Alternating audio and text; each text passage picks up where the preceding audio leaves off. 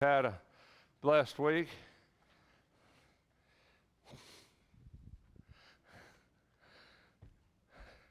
I was kind of getting into this a little bit the other day, thinking about kind of legalism and what that involves, and kind of the idea of, Jesus talking about that and how that affects us and how we balance doing what's right against doing, how much stock we put in that, our own self-worth, our own self-value in our lives, looking at ourselves and, how do we rate ourselves? How do we rank ourselves? Where do we stand in the kingdom? I thought about Matthew 23, and Matthew 23 is kind of an interesting chapter of Scripture, and it's talking about the woes. If you got your Bible and you open to Matthew 23, it'll probably tell you the 8 woes. One of those is a textual variant, so generally we call it the 7 woes of Matthew 23. But it's talking about the scribes and the Pharisees, about, basically, woe to you, woe to you, woe to you because of what you do, how you live, the things that you put above other things. But there's one passage in Matthew 23 that speaks about the tithing of spices. It's in Matthew 23:23. And it's one of those passages that I've looked at a lot in my life. For some reason, I always think of Gary when I think of this passage. I think maybe he's one of the first ones that really probably brought it to my attention about the idea of how they were so concerned about these little things that you and I wouldn't even really think about. The spices in your cupboard. Every time I read this, I think about all the spices in my cupboard. And spices are expensive. Even today, they're expensive, but in those days, spices were a sign of wealth. You had to have money to have spices. They were imported.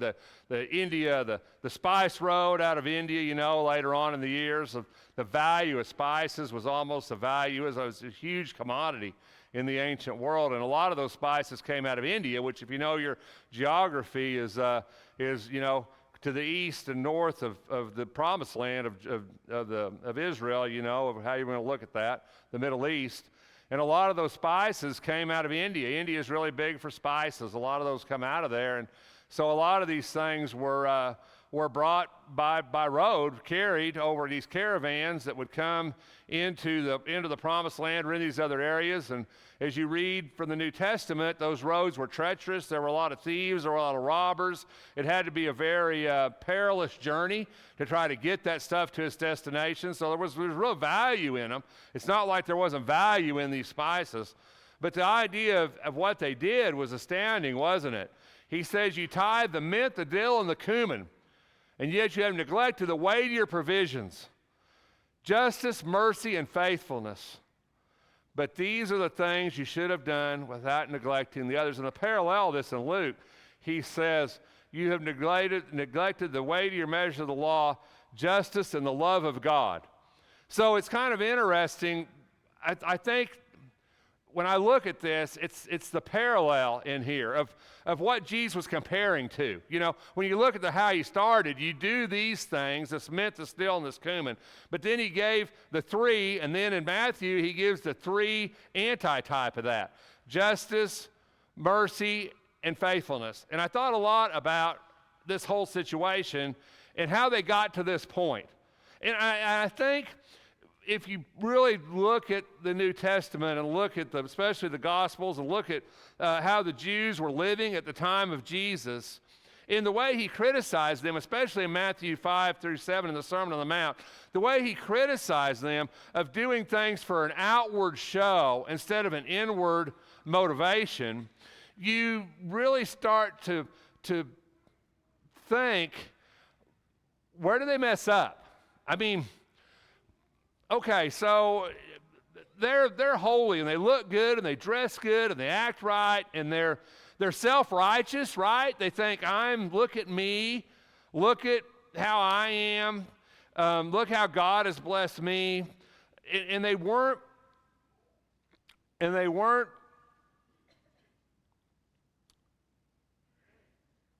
really thinking about what motivated them to do what they did.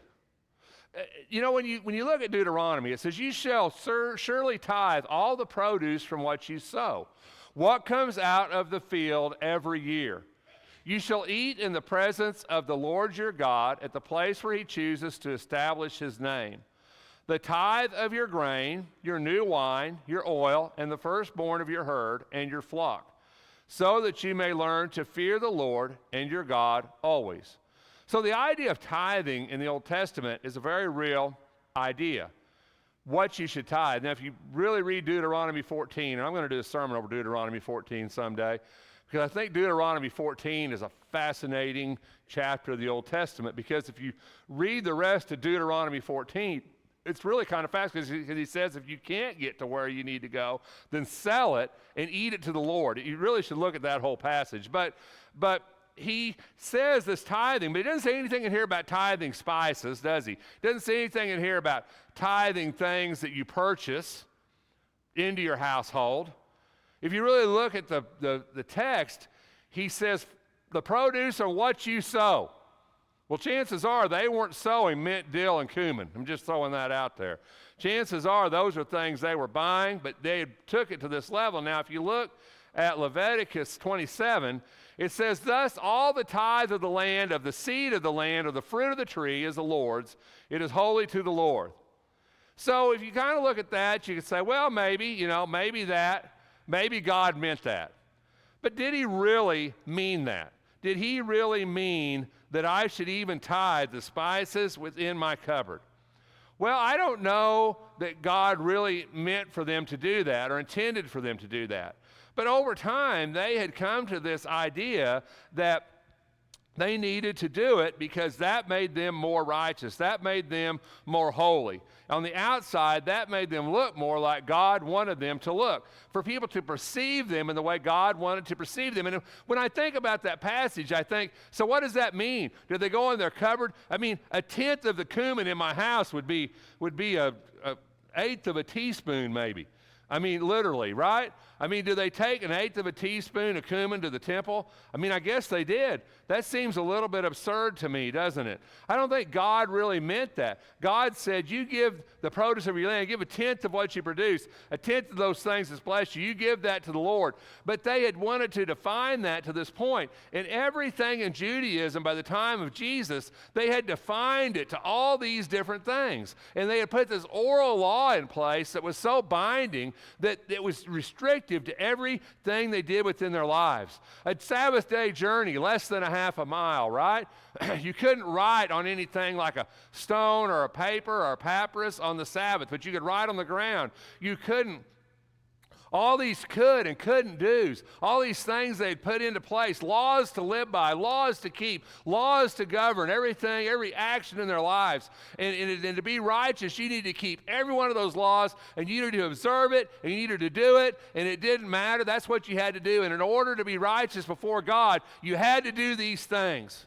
And unfortunately, in Christianity, we've moved a lot to that same point. In order to be righteous before God, you've got to do all these things. You've got to live this certain way. You've got to act this certain way. You've got to be this certain kind of people, or God's not going to be pleased. You're not going to appear to people as righteous. And I'm here to tell you this morning that it doesn't matter if you appear to the world as righteous. It matters if you're righteous before God. And never confuse that in your life. I'm not here to appear to the world as a righteous person. I could care less, essentially, what the world thinks of Rex. And I know that could be taken wrong, because I know the Bible says we should have a good reputation with outsiders. But listen to what I'm saying. I care about what God thinks about Rex. If the world approves of me or does not approve of me, it's not going to condemn my soul. It's not going to save my soul. God is going to do that, and Him alone. And God looks deeper than your outside. You know, my entire life, I've heard these sermons when I was a child. When I moved to Henrietta in 1978, that's when I moved here, 1978. In the fall and winter of 1978, there was something going on in this town that was on national news. Do y'all remember it? What was it? Dancing, right? Can't dance. I was going to the First Baptist Church right over here, 1978, fall of 1978. There was a preacher there, Tim Walker was the preacher.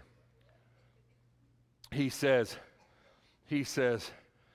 no, it wasn't Tim, it was somebody else. I can't remember the guy. He was after that. Anyway, whoever he was, he got at the pulpit one day. He says Channel 6 was going to come interview him. And he said, but when they asked me anything about dancing, he said, I'm just going to stand behind a tree. So Channel 6 came to interview him, and they started asking him about dancing, and literally he stood behind a tree. You know, I heard those sermons as a child. I heard preachers that were 350 pounds stand up and tell me your body's the temple of God and you shouldn't smoke. I've had people say you shouldn't dance. I've had people stand up and say you shouldn't wear a certain dress or a certain skirt or a certain pair of pants. I've been through all these things in my life.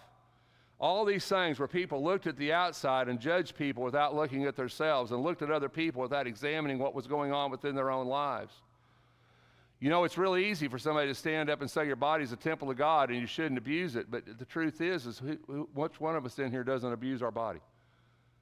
I mean, if you're the person who doesn't do that, stand up. Let me see who you are. You never eat anything sweet. You take all the vitamins you're supposed to take. You go to the doctor every time you're supposed to go. You exercise every day. Do you walk your 3 or 4 miles?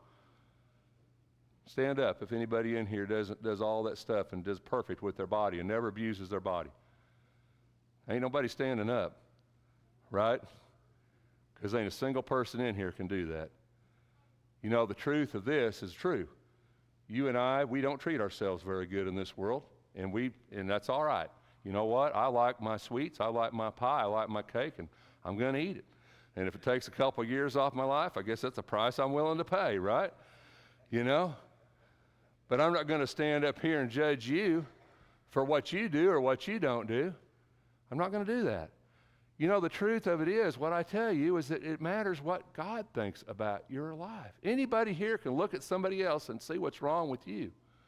You can look at my life and tell me what's wrong with me. I know what's wrong with me. It's not a secret.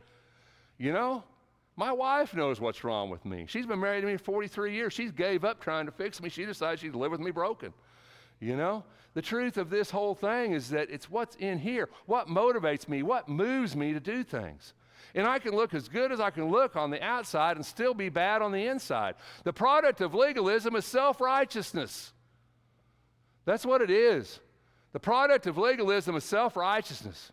It's saying, boy, I can do enough myself to get to heaven. I've got the ability by my own actions to dictate my fate. No, you don't. You can't dictate your eternity. Only Jesus Christ can give you heaven. Only God can give you eternity. You cannot earn it. You cannot live a good enough life that at the end of your life, God's going to say, you live such a good life, I'm giving you heaven. Mother Teresa couldn't do it. St. Augustine didn't do it. Alexander Campbell didn't do it. None of those guys could do it. Because without Jesus Christ, all of us are lost. All of us are going to go to hell without Christ. That's the fact. My righteousness will never get me there. My keeping of the law will never get me there. And Jesus isn't going to judge me on how I kept the law. Jesus is going to charge me on my motivation, on my heart, on where I was and what I desired. Do I desire Him? Do I love Him? Do I desire to do what's right? Do I desire to do what's good? If I do that, then that's what Jesus is looking at. He says, you neglect what's weightier. If you're right on the inside, you'll be right on the outside. And if you're wrong on the inside, I don't care how hard you try to be, you're never going to be right on the outside. God looks at me, He looks at you, and He looks at what's inside of us. When God chose David, He said, I'm looking for a man after my own heart. He didn't say I'm looking for a man that's capable. He didn't say I'm looking for a man that's qualified, because David was neither of those things. David was a little shepherd boy in a field. He wasn't qualified, he wasn't capable, he wasn't ready, he wasn't willing. The world didn't think he could do it, he didn't think he could do it. But God doesn't call the qualified, He qualifies the called. God didn't call you because you're worthy, God calls you because you can be worthy.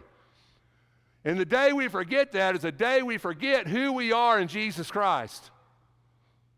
The day you stand up and say, you've got it figured out, and you know how to live, and you know what to do, and you look at me, and you follow me, is the day you've lost your faith. You've lost Christ. God doesn't want people. God's never called people who were capable or qualified of doing what God called them to do. Never, never, ever, never. You tell me one person in the Bible that Jesus ever called that was capable and qualified to do the job. Give me a name, because there's none of them. I don't care who they were. Joshua maybe was the closest. Maybe. You think them Peter and Paul, and you think those guys were capable or qualified? They weren't. Gideon, think he was ready? God saw him in that wine press, threshing grain in a wine press because he was scared of the Midianites, and Jesus comes in, or the angel of the Lord, however you want to phrase it, comes in and says, "O mighty, valiant warrior." And Gideon looks around and says, "Who on earth are you looking at? I'm in here scared to death, treading grain in a wine press because I'm scared of the Midianites." And God says, "You're going to defeat them Midianites." And sure enough, Gideon did that, didn't he? Because God qualified him. You know, when we think we're good enough, we can look at somebody else and judge another life or judge somebody else's soul. You and I, we do not stand in that seat.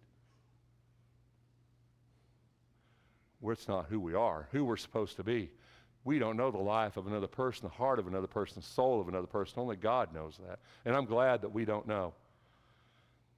You know, I've often thought of Jesus standing before the multitude and Jesus looking out on the crowd and a man that could see people's hearts. You ever thought about that? A man that could see inside people's hearts, standing in front of 5,000 people to feed them, more than 10,000 people. How many people were there? I don't know, maybe it's just men. I don't want to get in that argument, but at least 5,000 people were fed, right? We can all agree on that. Jesus was standing in front of 5,000 people, and he could look out on those people, and he could tell you the heart of every person that was in that crowd. He knew the jealous heart. He knew the proud heart. He knew the humble heart. He knew the vindictive heart. He knew the greedy heart. Do you ever think about that? I can't even imagine trying to process that. Can you imagine trying to process that? Have you ever in your life, sometimes I do this, because I'm kind of weird, y'all know me. Sometimes I do this. I walk into a restaurant, a room full of people. I even do it here sometimes with you. You might not know that, but I do. I look out on you and I think, where's your brain this morning?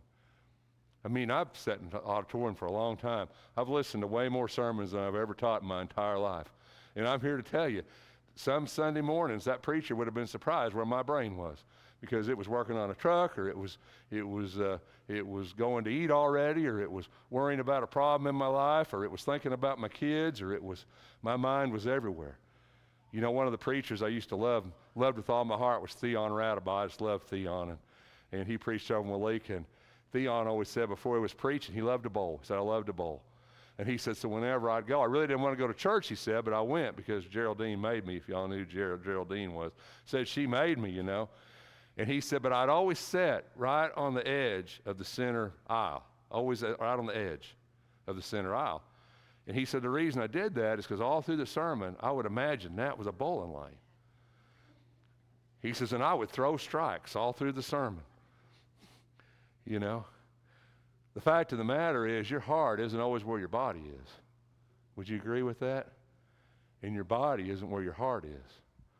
Jesus, when he looked out on that crowd, he saw all those different people with all those different thoughts in their brain and all those different things going on. And he knew, didn't he? Because Jesus looks inside of our hearts. He looks at our motivation. Jesus said, he said, I want to look at these three things. The first thing is he says you neglect the weightier matters of the law, he says. Not just weightier matters, because we're talking about law, right? Weightier matters of the law of Moses.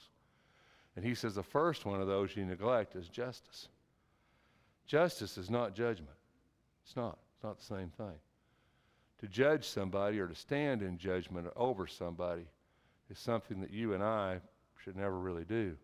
We can judge sin, we can judge iniquity, we can judge things that are bad, but the truth is God doesn't want us to practice judgment. He wants us to practice justice. There's a big difference in justice and judgment. Justice is righteous. Justice looks at the whole situation, not just a piece of it. Justice is what we want when we go to court. We want a judge to give us justice, don't we? Not judgment. You know, if you were speeding to get to the hospital and you run a 90 mile an hour and a 50 because your wife was in labor and fixing to have a baby in your car, and the cop gives you a ticket, he says, you were speeding. Absolutely, I was speeding. And when we stand before that judge and the judge looks at us and he says, well, I was speeding, Judge, but my wife was fixing to give birth in the car. Water broke. It was a mess. I was scared to death. I was driving 90 miles an hour to get to the hospital.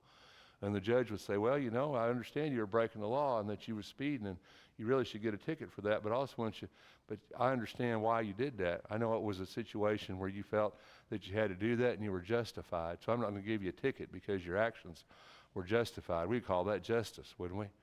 We call that justice. Truth is that when I stand before God with my life and the things I've done wrong and the things I've done bad and the things that I'm ashamed of, but you know the reason, there were all those times in my life, there were things going on in my life, there was reasoning, there was things that go on. I want justice, don't you? That's what we deserve to give people. We deserve to give people justice, to understand their lives. Jesus says in Matthew 23, at the beginning of this chapter, the beginning of the start of this, Jesus said, the scribes and Pharisees have seated themselves in the chair of Moses. You know what that means, the chair of Moses? Moses was the lawgiver of God. In some synagogues, there was a chair that was left empty, and they called that the chair of Moses. And the reason that's significant is because Moses didn't just interpret law. He didn't just apply law. Moses gave the law. So when they put themselves in the chair of Moses, they could all of a sudden decide what was right, what was wrong, what was true, what wasn't. And Jesus fell into the trap all the time, right? Can't heal on the Sabbath. You can't eat grain going through the field on the Sabbath. You can't do this. You can't do that, right? Why don't you fast? Why don't you fast? Why do you eat with sinners? Why do you eat with the unrighteous? They judged him all the time on stuff, didn't they? Judged him all the time on things that become oral law and oral tradition. And they have seated themselves in that chair of judgment, not just of expanding the law or expounding upon the law. They had set themselves in the place of making the law. No place in the Old Testament did it say such a thing as a Sabbath day journey. That doesn't exist in the law. That's oral law. And yet at the time of Jesus, we hear it all the time, Sabbath day journey, Sabbath day journey. It become part of it. Fast. There's only one fast in the Old Testament under the law, the Day of Atonement. But by the time of Jesus, there was 4 major fasts, and you were considered unholy if you didn't participate in them. And the other thing is, you're expected to fast during the week. He said, I fast 3 times a week, give a tenth of all that I have. It was expected it to become law. Not because God said it, because man had said it. It had become a tradition of men, and all of a sudden it becomes something we had to do. They sat in the chair of Moses. All that they tell you to do, Jesus doesn't criticize them for righteous life. He says, all that they tell you to do, observe. But then he says, but don't do what they do. And that's interesting because they were doing all these things. They were tithing the mint and dill and the cumin out of their house. But Jesus says, don't do what they do. Don't do it the way they do it. He says, for they say things and they don't do them. They tie up heavy burdens and lay them on men's shoulders with all these oral laws, but they're not willing to bear them. Not even to lift as much as a finger. Look at how they live. Look at who they are. Look at how they seat themselves. Don't be that way. Don't act like that. Don't do that. Have justice, not judgment, but justice. Be righteous in the things that you see and the things that you do, and look at your own life. Look at yourself. How do people perceive you? How do you look at yourself? What's in your heart? Where's your mind this morning? Where's your heart this morning?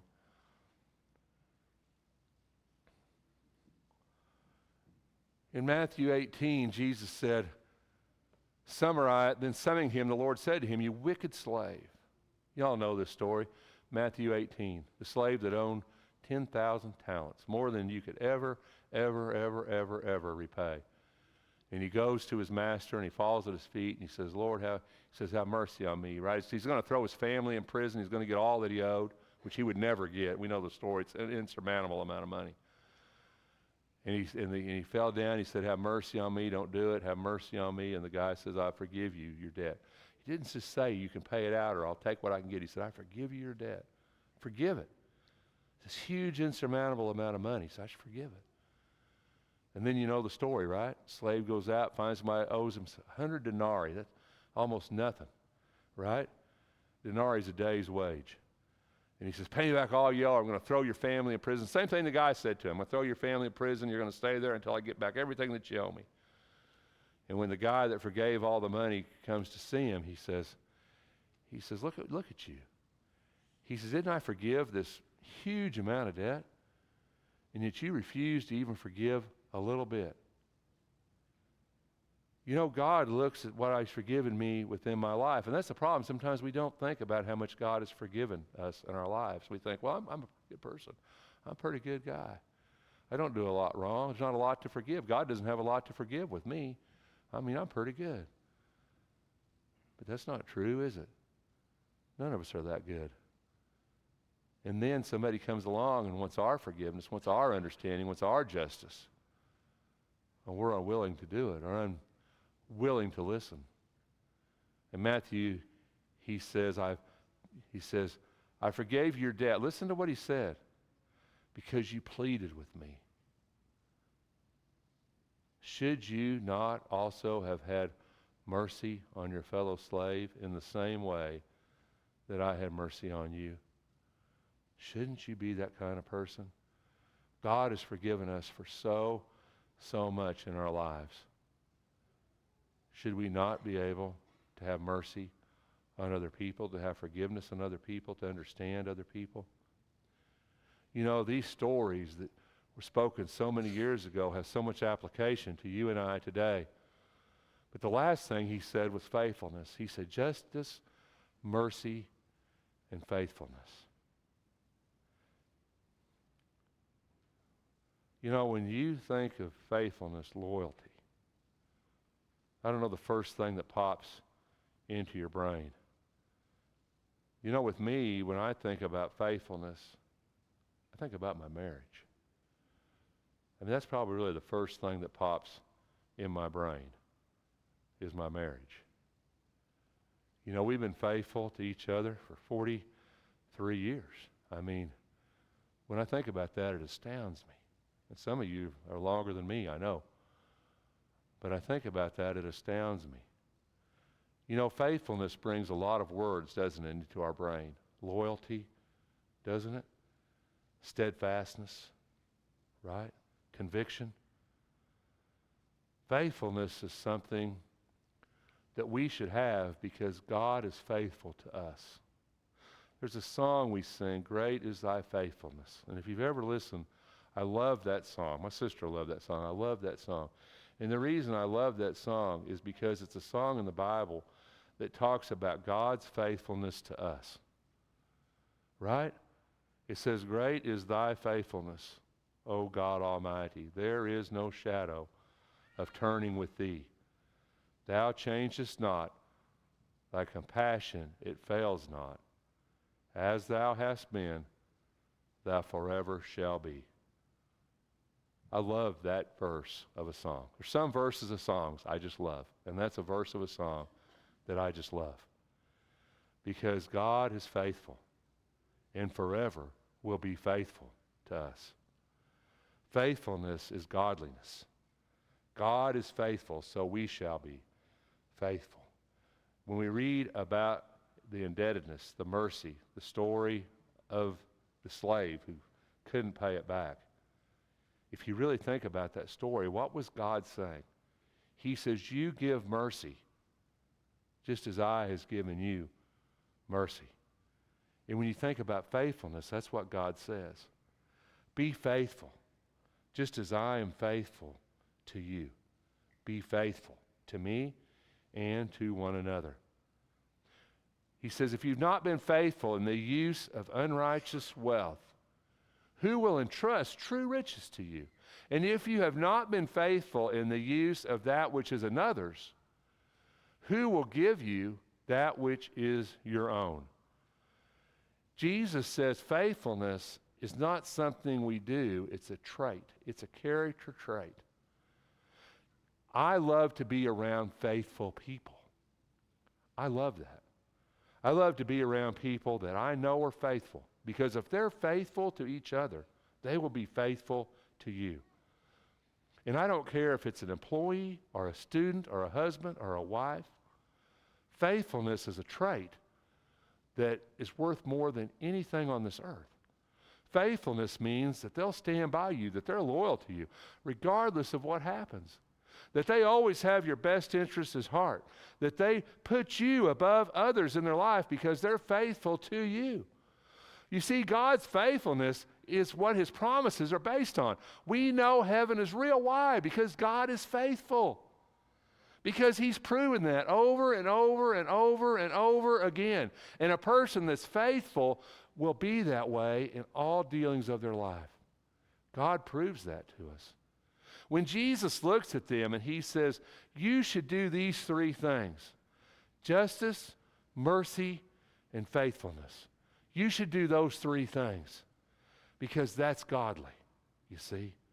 And if you do those three things in your life, and those three things are character traits that you possess within your being, on the outside, you're going to look like God wants you to look.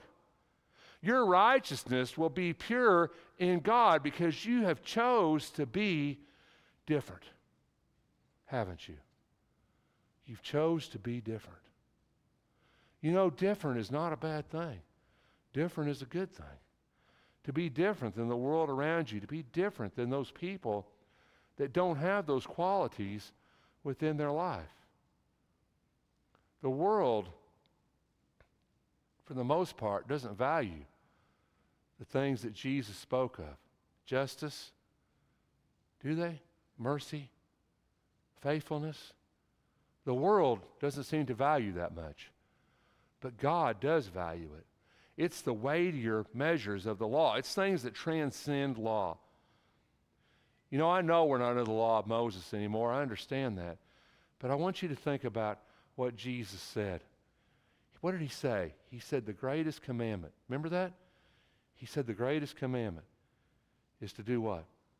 To love the Lord, right? Your God with all your heart, with all your mind, with all your soul, with all your strength. And He says the greatest commandment is like unto it, to love your neighbor as yourself. You see, we're not under the law of Moses anymore. I understand that. But there's character traits and things of God that transcend the law, that carry over into our age, into the law of liberty, the law of Christ. And these things transcend law. When you look at others and when others look at you, don't look so much on the outside sometimes. Look at the motivation that comes from the inside. Don't judge what you don't know. Don't pronounce judgment and forget justice. Don't hold people accountable if you don't want them to hold you accountable. Mercy. Without it, we would all be in hell. Grace is wonderful. I love grace. I love the idea of getting something I don't deserve. But if you had to choose between grace and mercy, I'll take mercy every day of the week because I don't want to get what I do deserve. Right? And you know, faithfulness is something that makes us godly.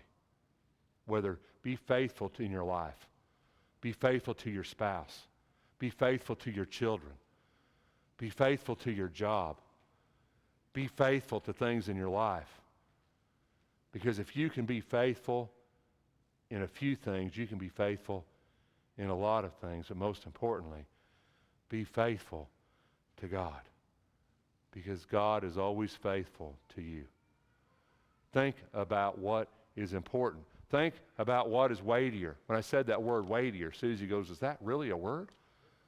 I said, I don't know. I got to Google it. And it kind of isn't a word. But, I mean, it is because it's in the Bible. So I'm using it. But think about what's heavier in your life and what's the important things in your life because your very soul depends upon it. If we can help you in any way, won't you let it be known while we stand and sing.